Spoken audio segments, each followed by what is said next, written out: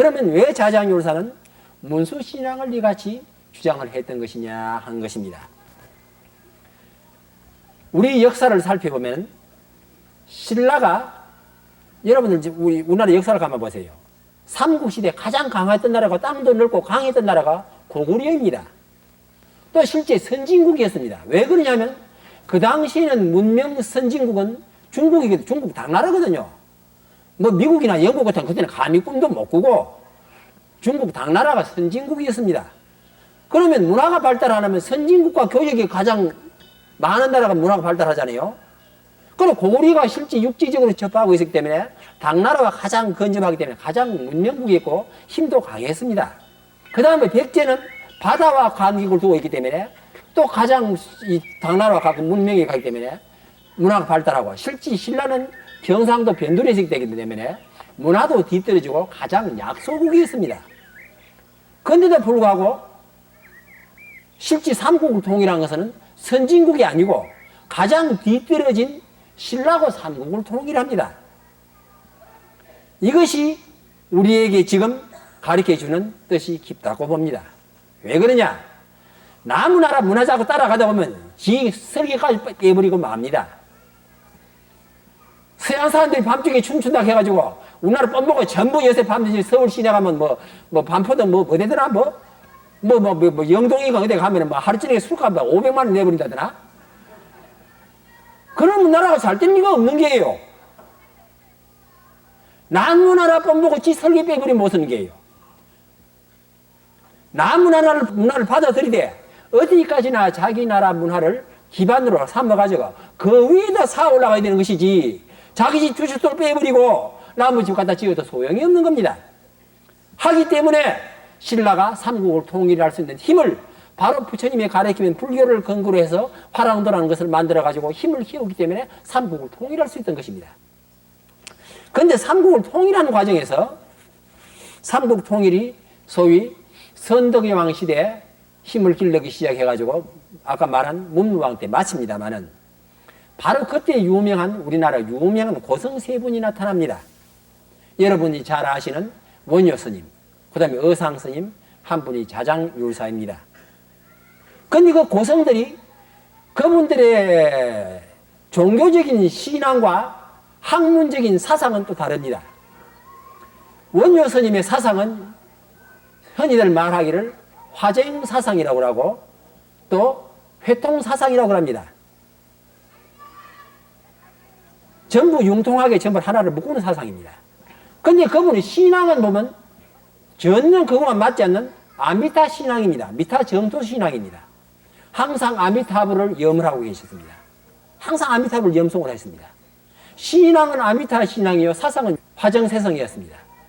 그런데 의상스님은 학문적으로 보면 그분은 화엄 사상이었습니다. 화엄경을 전공을 했습니다.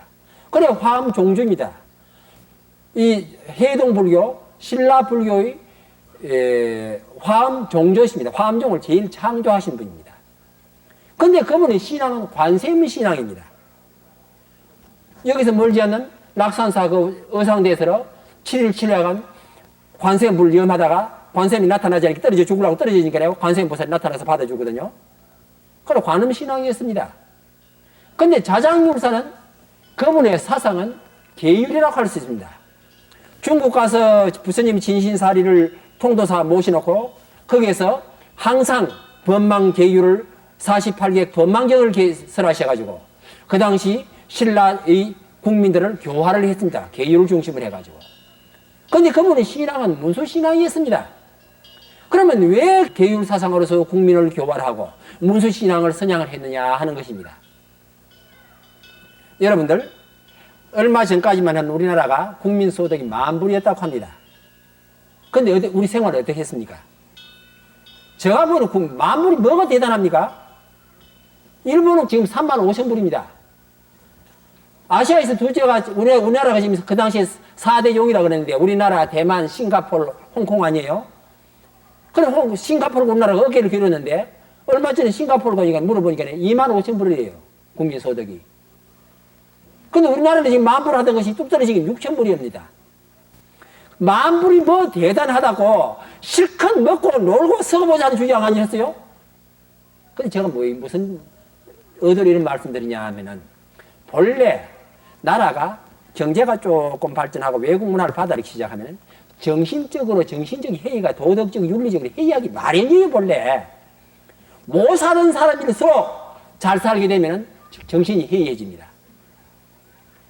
우리나라 지금 얼마 전에 어디 좀 갔다 오니까 가서 동남아에 좀 갔다 왔는데, 그거 사람들이 뭐라고 하느냐 하면은, 한국 뭐 경제적으로 어렵다 하지만은 정부가 어렵지 국민이 못 사나요? 국민 지금도 한국 사람이 돈 잘 쓰는데요, 그럽니다. 역시 어려워도 돈 잘 쓰는 지금도 풍성풍성 잘 씁니다. 왜?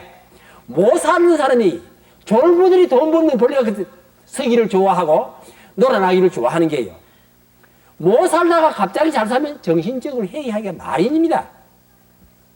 바로 신라시대도 선덕이 왕 때부터 시작해가지고 점점 국토가 넓어지고 외국 문화를 받아들이거나 경제적으로 풍요해지거든요. 국가 힘이 생기거든. 그래 정신적으로 해이해지기 마련이라. 하기 때문에 자장율석에서는 그것을 생각하시고 국민들에게 48기를 설해서 계율을 중심으로 해서 국민들에게 도덕과 윤리를 고양시키려고 했지 않느냐? 저는 그렇게 생각합니다.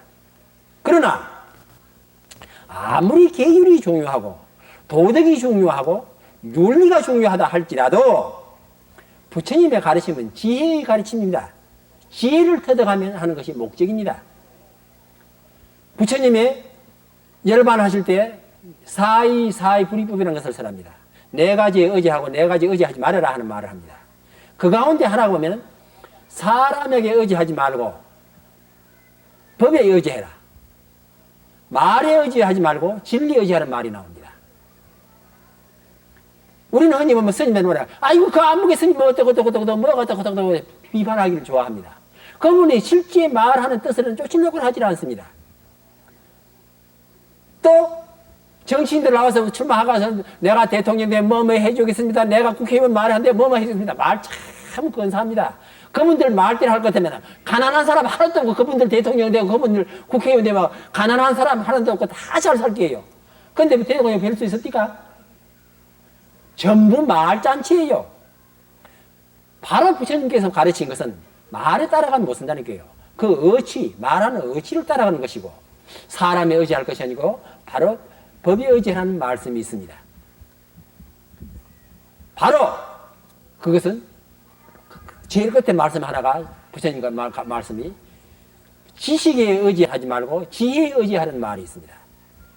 그 조금 전에 여러분 주지스님께서 뭐가 시원했으면 박사 따고 박사가 무슨 필요해요?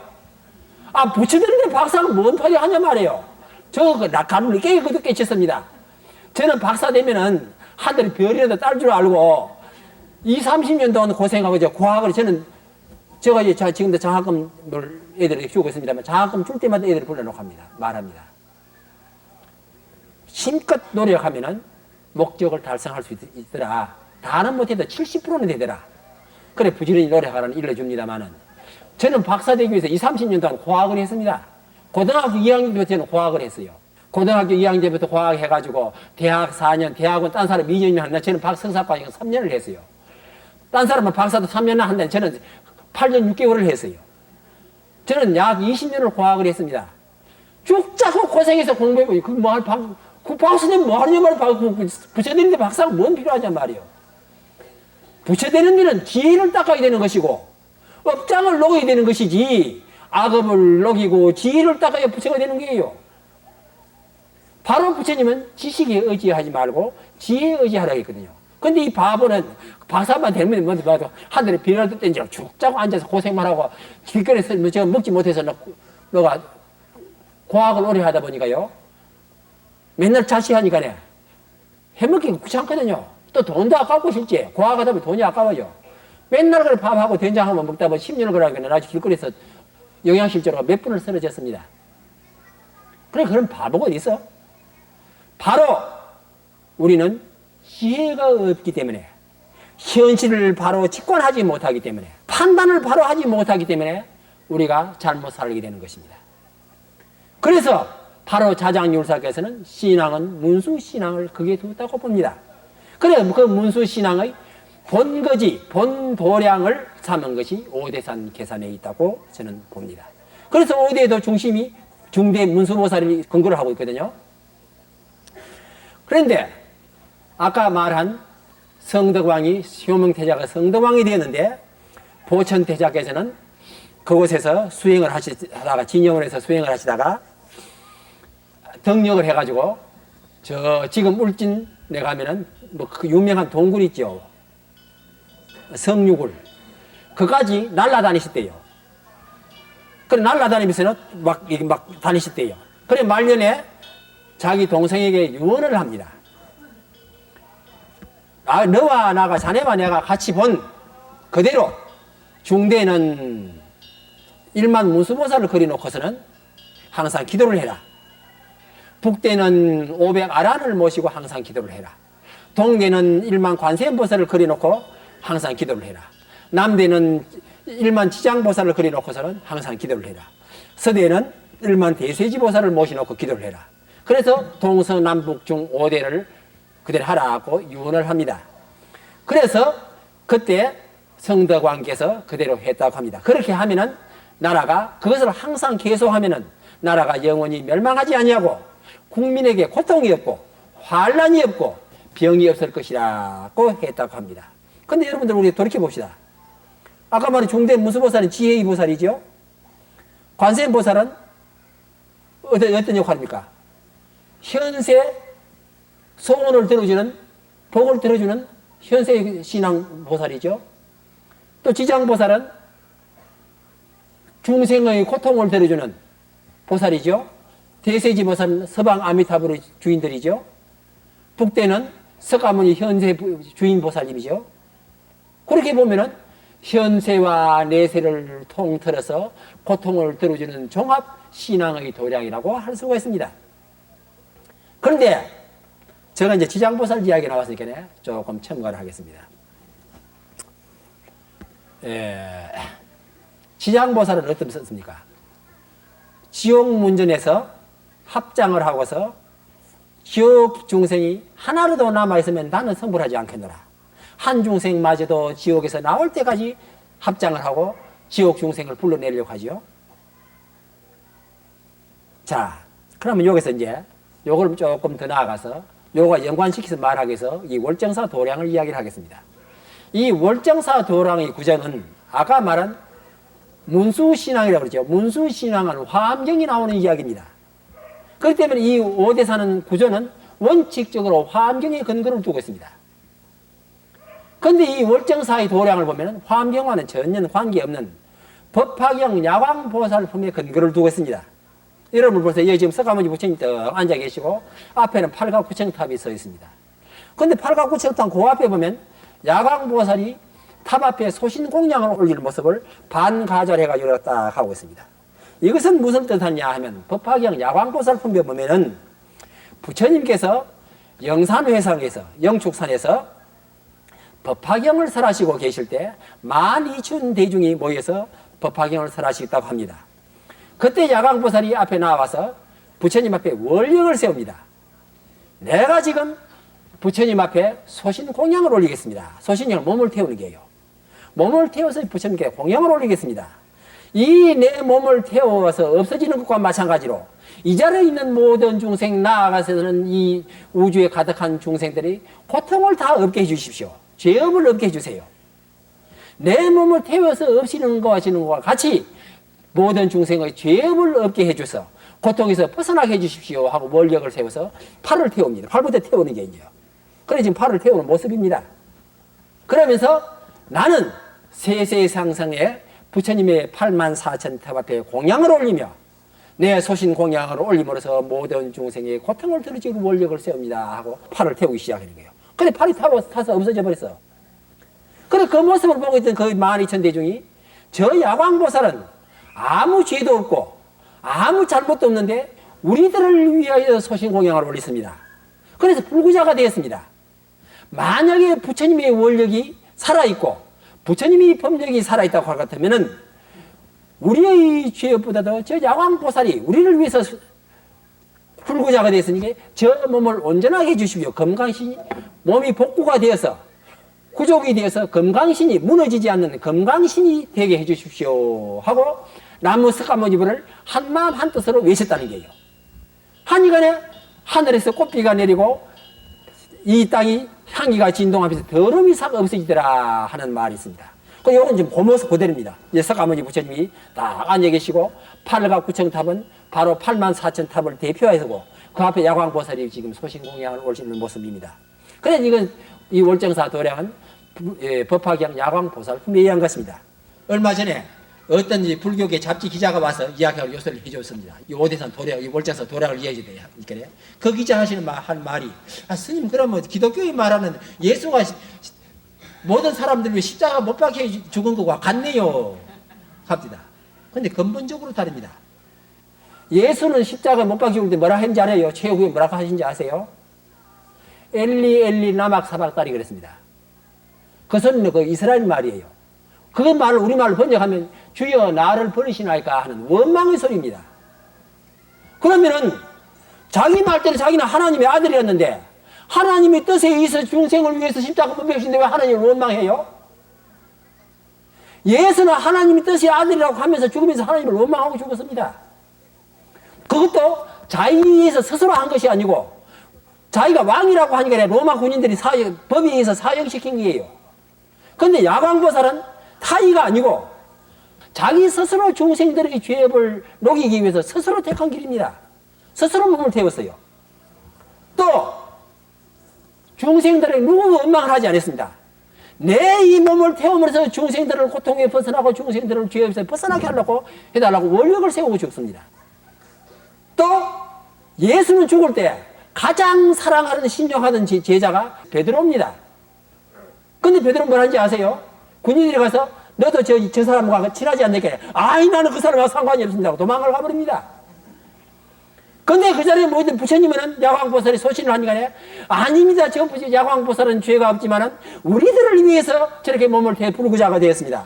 부처님의 원력이 살아계시고 법력이 살아계시다면 온전하게 해주십시오 하고 나무 석가모니 한마음 한뜻으로 외쳤다는 게요. 자, 한마음 한뜻으로 나무 석가모니불을 외치니까 향기가 진동하고 세상에 더러움이 없어졌다고 합니다. 더러움이 없어지는 뭐예요? 깨끗한 땅. 한문으로 말하면 정토입니다. 극락을 뭐라고 그래요? 정토라고 그러잖아요. 내 마음속에 석가모니불을 한마음 한뜻을 외쳤으니까 내 속에 석가모니를 모시고 여러분들 마음속에 석가모니를 모시면은 내가 부처고 여러분들이 부처예요. 내가 부처 여러분들이 부처면 이 땅이 그대로 우리가 앉은 자리고 부처의 땅 정토입니다. 그런데 제가 어느 절에 가서 법문해주고 나니까요. 그 절 주지스님께서 인사를 하실 말씀이 어찌 우리 절 신도들은 맨날 가족 대표 하나만 나옵니까? 젊을 때도 가족 대표 선수 하나 나오고 늙어서도 하나가 나오고 죽을 때까지 가족 대표 선수 하나만 나옵니다 하는 소리를 들은 바가 있습니다. 근데 기독교는요, 불교 신도가 전부 불교입니다가 며느리 하나만 예수지 들으면 석 달 안에 전부 기독교 교회 다 가버립니다. 근데 우리 불교신들은 젊을 때도 가족 대표 선수 하나, 늙어도 실제 하나, 죽을 때까지 가족 대표 선수 하나만 나와. 무슨 올림픽 합니까? 저는 올림픽 하는 경기장이에요? 이 말씀은 뭐냐 하면은 내 마음에는 부처님만 모시면 안 되는 게요.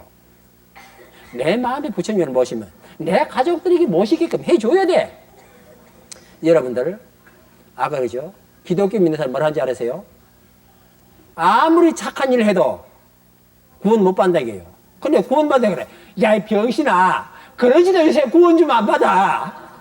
1,000원치도 안 받는데 하필 구원이야? 달라고 해서 10,000원 줘 내가 그럽니다. 근데 기독교는 아무리 착한 일 해도 구원 못 받는데 천당 못 간대요. 나를 믿지 않으면 지옥 간다는 게요. 서슴없이 지옥 간다는 게요. 근데 왜 아까 뭐라고 했어요? 지장보살은 나는 한 중생이라도 지옥에 있는 한 나는 성불하지 않겠다는 것이 그게 부처님의 가르치며 그것이 보살의 행운입니다. 자, 어느 가르침이 나왔습니까? 제가 서울에 어느 절에 가서 그러니까 막 한 1,000여 명 모이던 시도에 박수를 치더구만요. 이것이 바로 부처님의 가르침의 우수성입니다. 부처님은 날 믿지 않으면 지옥 간다는 말씀 한 말씀도 한 일이 없습니다. 불교 안 믿어도 지옥 가는 법이 없어요. 착한 일 하면 복을 받는 게예요. 다만 착하다, 악하다, 나쁘다 하는 기준이 어디 있느냐? 그 방법을 어떻게 착한 일 하느냐? 그 방법을 가르쳐 주는 분이 부처님이에요. 그 방법을 착하게 사는 방법, 복 받고 사는 방법, 이 땅을 정토로 만드는 방법을 부처님께서 일러주시기 때문에 그 방법을 배우러 전해 나가는 겁니다. 저는 이런 소리 해서 하면 복이 없는 모양이에요. 저는 이야기합니다. 여러분들 부처님 앞에 돈 1,000원 갖다 놨다고 돈 100만 원 주는 거 봤느냐고. 1000만 원 말고 그런 생각을 기도하지 말라는 게요. 아, 욕심쟁이지. 부처님께서 욕심 버리라고 했는데 신도들은 돈 1,000원 갖다 놓고 우리 아들 서울대 합격해 해주세요. 우리 남편 출세하게 해주세요. 우리 돈 벌게 해주세요. 그런 욕심이 어디 있어요? 부처님은 장사꾼이 아니에요. 부처님의 가르침은 이 사바세계, 부처님이 가르친 이 사바세계라고 그랬거든요. 사바는 왜 사바냐? 범민이 많고 갈등이 많고 싸움이 많고 하는 그것을 사바라고 그래요. 그 사바세계를 바로 부처님의 국도, 정토 다 너와 나가 같이 살기 좋은 정토를 만드는 것이 부처님의 가르침입니다. 그것을 만들기를 위한 방법을 일러주는 것이 그렇게 그걸 하기 위해서 부처님께서 45년 동안 광야를 헤맸던 게예요. 인도 그 더운 땅을 맨발로 45년 헤맸던 겁니다. 그것을 일러주는 것이 바로 이 절입니다. 그래서 앞으로 모르겠습니다. 정우선님 그렇게 안 가르칠 게요. 혹시라도 구룡사 가서 돈 벌려고 가시 마시고 서울대 학교라고 하지 마세요. 다만 어떻게 하면 내가 이 땅을 우리 가정을 정토로 만들 것이냐, 내 이웃을 정토로 만들 것이냐, 서울 1,000만 명이 사는 서울 땅을 정토로 만들 것이냐, 이런 큰 원력을 세우고 나가시란 말이에요. 그런 원력을 세우면 자연히 또 잘 돼요. 조그마한 욕심 가지고 잘 되는 법이 없습니다. 내만 잘 되려고 하고 나는 잘 되고 너는 망해 하면 여기 보세요. 여러분들 남 보고 저 나쁘다고 할 때 어떻게 합니까? 저놈 자식 나쁘다. 저 자식 저거 죽어서 뭐라죠? 저거 나쁘다 그러잖아요. 하이 우리 시어머니 저거 하이 못 써. 우리 동생 저거 못 써. 아무게 못 써. 할 때 손가락 요래 하죠? 어떻게 하면 손가락 요래 하죠? 이래 하는 사람 없죠? 요렇게 하잖아요. 한 사람은 하나는 남을 가리키는 거예요. 세 분이 나를 가리키잖아요. 나는 저 사람보다 새벽에 나쁘다 하는 게예요. 예? 그래 남을 비판하는 사람은 이러잖아요. 엄지손가락으로 땅을 가리키도요. 나는 저 사람보다 새벽이라도 나는 지옥 간다 하는 게예요. 예? 그래 함부로 여러분들 남 보고 비판하지 마세요. 예? 비판하지 마시고 과연 내가 오늘 부처님 앞에 나아가서 내 일주일 동안 생활했던 거 어떻게 했느냐? 과연 내가 복받을 짓을 했느냐? 내가 오늘 지금 밥 먹는 것이 과연 내 밥 먹을 값을 했느냐? 그렇게 하면서 저래야 기도를 하시란 말이에요. 그러면 아마 틀림없이 여러분들 가정에는 복이 넘쳐 흘릴 것이고 평화로운 가정, 다 잘 사는 가정이 될 것입니다. 바로 오늘 여러분들께서 멀리서 이렇게 오셨습니다. 정멸보공 문수보살님께서 계시는 부처님 도량을 참배를 하셨습니다. 문수의 대지혜를 얻으시고 또 오늘 이 월정사 와서 이 더운 날씨에 법당에 와서 잔소리 많이 듣고 계십니다. 이 야광보살의 원력, 이 중생 모든 대중의 죄벌 내가 대신 지겠습니다. 우리 가족의 잘못을 내가 대신 참여를 합니다. 하는 이런 자세. 내 이웃을 위해서 내가 대신 참여합니다. 이런 작은 욕심이 아니고 큰 욕심. 작은 것은 욕심이라고 큰 것은 원력이라고 합니다. 흔히 나는 이야기입니다. 부처님이 욕심, 세상에 부처님같이 욕심 많은 분이 어디서? 혼자도 잘 살기 어려운데 모든 중생을 다 괴로움에서 벗어나서 다 극락에 다 보내겠다. 그런 욕심쟁이 어디 있어? 그래, 그건 욕심이라 하지 않고 그것은 원력이라고 그럽니다. 그래, 여러분들께서 이 도량을 참배하신 공덕에 야광보살의 원력, 부처님의 지혜를 얻으셔가지고 여러분들 가정, 여러분들 이웃, 이 서울 시내가 다 부처님의 가르침 속에 정토를 이루기를 간절히 바랍니다.